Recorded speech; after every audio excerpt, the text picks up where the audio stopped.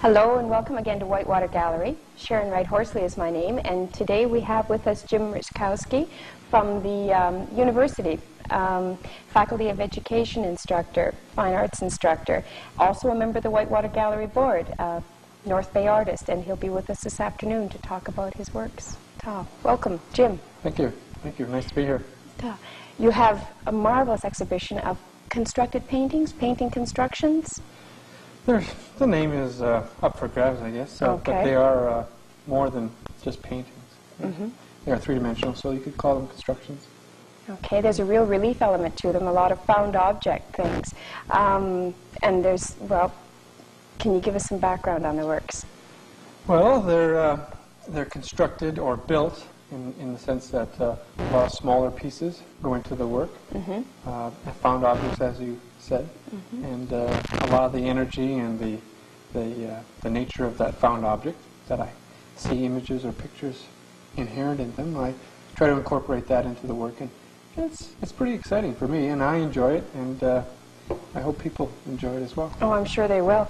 Well, there are some really delightful aspects to the works, and one of them is the coloration of them. You've done some lovely things with colors. Can you talk about the color treatment? Well, the colors are essentially monochromatic. That is to say that each piece is essentially a single color, but various degrees of that color, different shades and tones of that color. And the additional element of adding a particular aggregate to the paint that covers the work, pearlescence it's called, adds a further dimension to the coloration quite a bit. It deepens it somehow? Well, in the sense that the pearlescence, being ground mother of pearl from seashells. Oh, really and truly? And it's very, very fine powder. And when I mix it into the acrylic paint, depending on one's angle of view, if one views the work head-on, they'll get a certain color scheme picked up from it. Right. Or if they move to the left or the right, the color will change and shift because of the reflected light being affected by the pearlescence. And I've noticed that the actual qualities of colors change, not just from the way the lights are directed onto the works, but with the changing light of day. And yes, at night, strictly under the track lights, it's almost like another exhibition. The quality of light directed onto the piece will affect the color of it, yes. Okay, and then the palette that you use, the range of colors that you use, they all complement each other. There's a nice harmony in the works. So you've got the monochromatic treatment of each individual piece, and then a nice feeling of how the colors relate to each other. Was there a deliberate... Deliberate in the sense that I think I treat color rather intuitively, and this very subtle or somber tone apparent in each one is something that's in keeping with my personality. I guess the garish, bright colors I have worked with before, but they don't necessarily complement the image in terms of the sincerity of the work with the idea in mind behind many of them. Right, okay, we're starting to hit the nerve of what the works are about. And I can hardly wait to get into this one. You had fun trying to figure them out, I'm sure. Well, trying to figure them out, I think dealing with the works directly, there's the speaking, but some of the suggestions that you gave in your statement of intent, it was very compact, very loaded. And would I be wrong in suggesting that you've created a premise for the works to exist in? Well, I don't know if I had to create the premise for the works themselves. I think that all art should convey its own sense of necessity, of inevitability, so that they should speak for themselves. And that brings into play, of course, the viewer or the spectator that looks at the work, and that individual brings their own experience to the existence of the work. But no, I don't have any precognition as to trying to rationalize the work or giving them cause for being. They should do that themselves. Okay. So, faux pas on my part. Not necessarily. I think it's a legitimate question. And it's done a lot. A lot of people do. Try to establish a framework for their work's existence beforehand. Sort of guarantees the justifiability of the things. I think in many cases, simply trying to reason out for people not directly involved in the arts some basis for accepting them, more so than anything else. Okay, well, the works themselves, speaking for what they are, they do speak of, to use some of the words that you had suggested, marvelous words, architectonic and totemic, yes. and They were born from an idea that I came in contact with some time ago, and then was refreshed by it when I was visiting Europe this past summer, right. and seeing a lot of the altar screens in the Mm-hmm. churches that I happened to be visiting. And I was enthralled by the intricacies and the workmanship, plus the delicate and very subtle images that were inherent in a lot of the grill work of these altar screens. Mm-hmm. And with that idea, and of course the other concepts that were interplaying with it previously, these works eventually evolved to the state they're in now, at least the latter ones. Okay, so there is an element of, well, you suggested again, ritual, and this religious connotation of them being backdrops for altars, these Yes. created works. Yes, very much. And there was also an element of worship, Worship. By a society that had held, correct me, I know you will, a mechanization as a deity, or Yes. I saw them essentially, and I still do, in the work that's ongoing now, as a backdrop or a background for an altar, and the altar being the place of worship that is very, very much so the element or the construct in a particular society that's held on high as some sort of key or to the values, mm-hmm. and to the overall governance of a civilization, sure. you know, like a god, an icon, a being, whatever it might mm-hmm. be, and the use of pulleys and mechanical images and levers and gates and overlapping cylinders and the string and whatnot, and of course the more primitive elements of the use of bamboo and wood and whatnot, mm-hmm. Intertwined to try to convey a message that these were backdrops for civilizations that worshipped mechanization and automatistic, is that? Automatistic Mm-hmm. Type of ideas.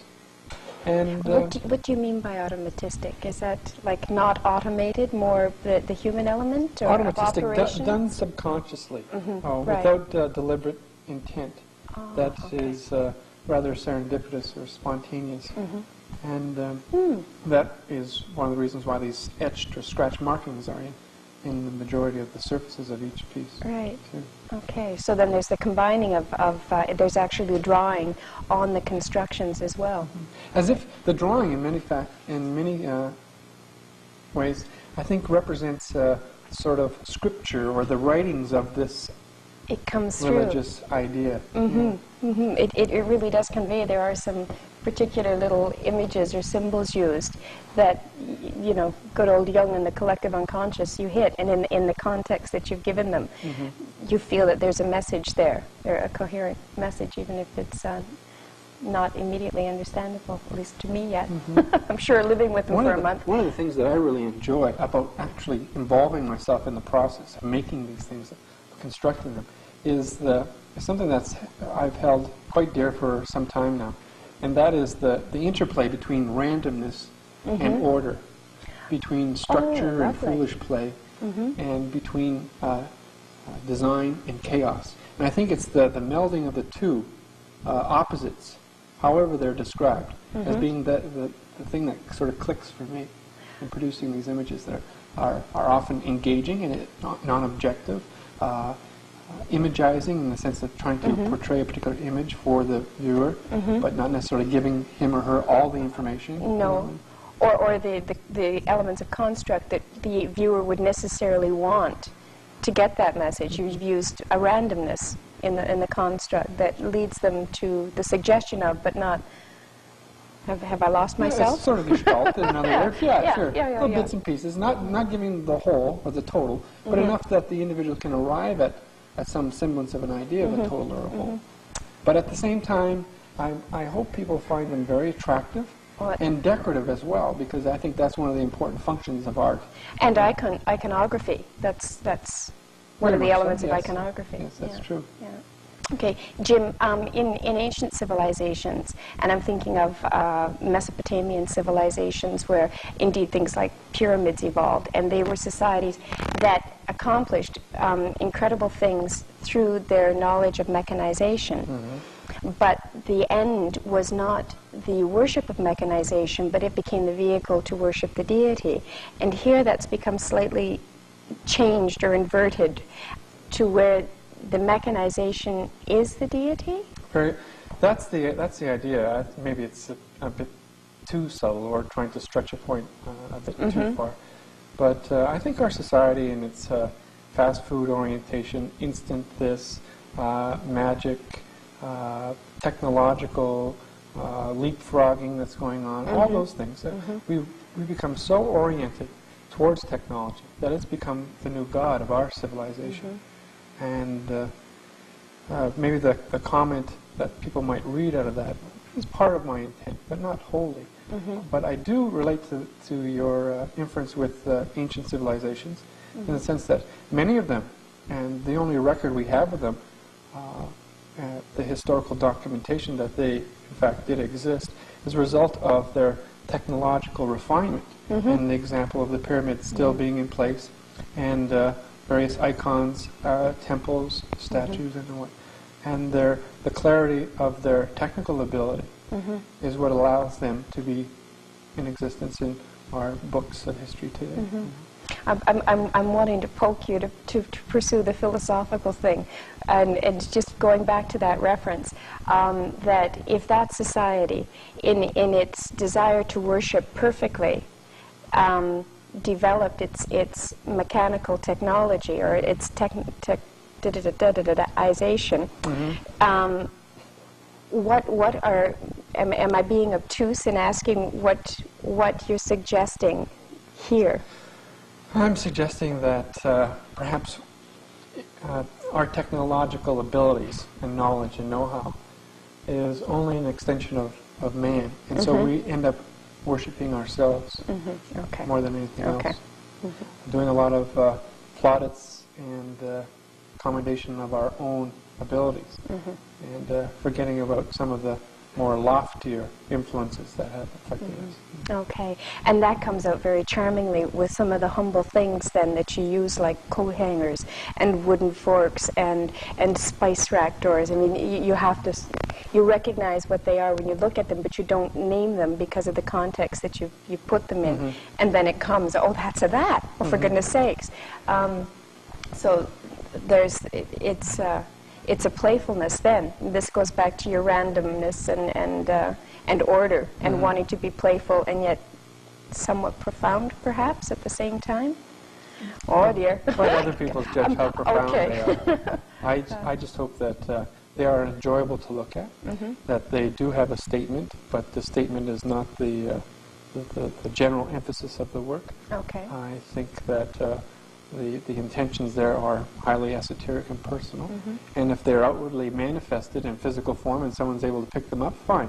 But if not, I hope them to be seen as pleasing images, things that are engaging to look at, that people will search and ponder and wonder and try to figure them out. Which is the nature of icons. That's the way they were created and what was hoped their intent would be. And representations or symbols of something else greater than what they are: wood, marble, plaster, stone, whatever. I've got to ask about the tongue depressors.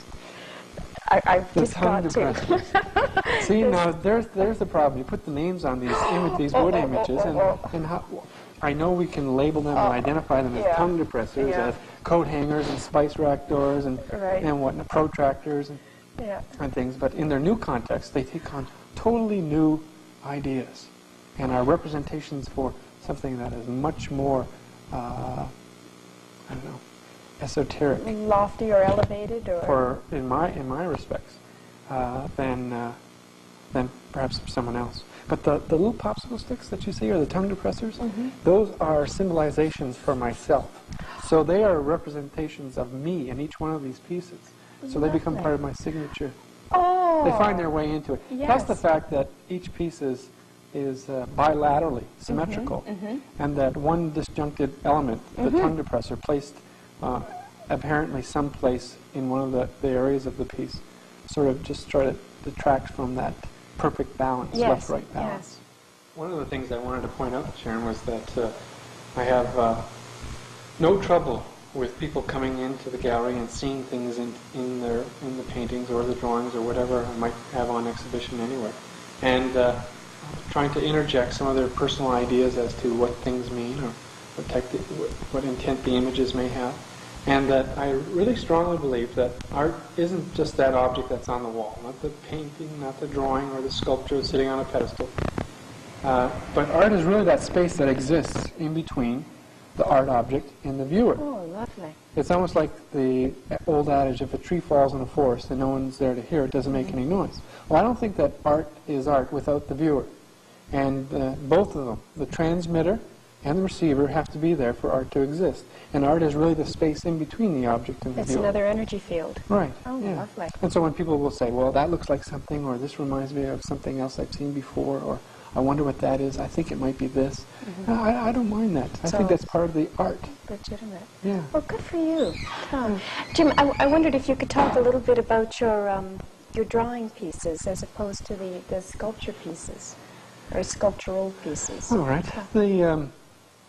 The drawings per se are working models or sketches or plans for work, and although they may be considered an art object in themselves, I think of them as preliminaries for a work, and they're slightly different than the constructed paintings themselves.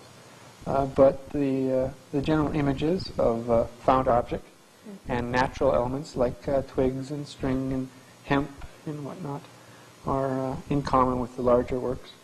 But the language, the scratching, the sgraffito is common to the drawings as well. And collage is an interesting process, art form, in the sense that each one of those objects that you might introduce, whether it be a piece of tape, a smudge mark, a twig, string, whatever, cut objects, paper, all sorts of things, they all bring to it a certain energy. And then when they work together, they create something new and something really exciting for me. And I see them as concrete images. And then I'll also add the additional element of trying to create illusions of objects. So I have things that are essentially flat, but I'll create a shadow as if they're floating above the surface. Yes. And it's really successful. The drawings that you had in, or one particular drawing that you had in our Christmas exhibition, had that element of the objects being above the actual surface they were on, and then there's a further illusion, I think, of having the glass just slightly above the piece, which is necessary because of the relief composition. But that adds, and then the treatment that you give it creates a real depth. Once again, it's part of that playfulness. You know, some of the shadows are real. They're from the objects that are cast onto the surface. And other shadows are the ones that I create with pencil and charcoal and whatnot. And did you say these are working drawings of future constructed paintings? Well, they're the process by which I work and arrive at a more finalized image and a direction to move in. And they also have that playfulness about them, and a lot of accident and structure, order and design. So, in the process of creating the works for this exhibition, have you developed a sense of where your works would be going from, or what the point of departure is? There'll be extensions of the works like these. Of course, every artist gradually evolves and grows and develops in their image making, but I don't think I've pushed this idea far enough yet, and I'm still going to be working in this particular vein for some time, as far as I can see. And it still has that excitement that keeps motivating me to go on. That's lovely. So until that sort of wanes, I might push off into another direction. But surprisingly enough, my work hasn't changed that dramatically since I entered art school. The premise behind my works coming into existence has always been the same, and that has been sort of the pre-planning, the design, or the ordering of a particular composition, and then the more intimate act of manipulating materials to fit within a particular framework. So the first step I get involved in is ordering the surface, designing it out, planning the areas, composing the construct of a particular piece. And then the action or the process becomes the primary concern. Like I've got all the design problems out of the way. Right. And then it's just me and the materials and seeing what happens between me and the materials. What about scale? Because these are large scale pieces. I think they're 4 by 8 and 7 by 7. They're large scale. Have you always worked on such a large scale in the construction? For the most part, yes. They're human scale. Ah. You know. Nice reference. And I think that you can relate to them a lot easier when they have a presence that can't be ignored, you know, and that I think allows me to interject using this scale a lot more than if they were smaller in size. You know. There's a lot more to look for, you know, and I want people to look for it. Okay, in looking for and at the works, there are these wrapped little bundles on the paintings. I'm wondering if you could talk about those. Those images are have a religious connotation once again, and if you know anything about the construction of altars, especially in the organized churches, very often those altars will contain a relic of a martyr or a saint, and so these sort of like little sarcophagus or images wrapped in shrouds are representations of those types of religious relics. It's a little mummified. Could be, yeah. You know, I wonder who's in some of them. I don't know. Oh, great. Interesting. Yeah. There's I was reading the other day, and I came across at the beginning of a particular article an old Chinese proverb, and it said that first you see the hills in the painting, then you see the painting in the hills. And I was taken by that, and I think that's one way I would like people to approach this work, that they can see images in my work, you know, and pull them out if they wish, but also I want them to be concerned with the actual reason why they came into existence, the painting, the manipulation of the materials, and try to look for those types of subtleties and the beauty that exists in them, you know. Yeah. Jim, you've selected some very interesting names for your works. They've got a lovely ring to them. Can you tell us why you chose and where they Why came from? strange names like Zephyr, Grilgat, Meidomu. Yes, Empor. Empor, yeah. The names, I wanted to make sure that the titles of the work somehow reflected a mysterious nature to them and had some connection to some unknown or lost language. And so I wanted to make sure that there's no direct connection to English language or any other language. So they're all inventions of mine. Well, they're all creative names. Because some of them have kind of a Celtic quality. And the Celtic, Sanskrit, yeah. Arabic, I don't know. They're just... They want to know how one of them came into being? Sure, because they're all lovely sounding. The one piece, the larger green work over there towards the end of the gallery, it's called Meidomu, and it has a structure similar to trusses in a roof, and so it has a connotation of being an image of a church, and there's ladder representing staircase and whatnot, and then there's a definite cross shape that could be picked out. Right. And everything leads upward, as most cathedrals do. Everything points skyward. And Meidomu, the idea of maison, the French word for house, and domus, Latin meaning house. Yes. And here is house of God or whatever. Oh, so very nice. Meidomu, that's how that one originated. And they all have beginnings, something similar to that. Right. You mentioned the little ladders in the piece. And a lot of the works have movable parts to them. Movable parts. Some of the doors open, things swing, and gates open, and they have a sense of hanging or moving because of the strings involved sometimes. Yeah, they're sort of action pieces. Action pieces, lovely. Yeah. And the action will continue until February 23rd in the gallery. And people can come in and see your works Monday through Saturday, Monday to Friday 9 to 5, and Saturday 11 to 5. And certainly there's never an admission charge, and everybody would be welcome to come and see your works. I hope everybody has a chance to come down and sign the see guest book and let you know what they think. Yes, I would. I would really appreciate that. Great. Well, thank you very much, Jim. Thank you. It's been an enjoyable afternoon. Oh, good, good, good.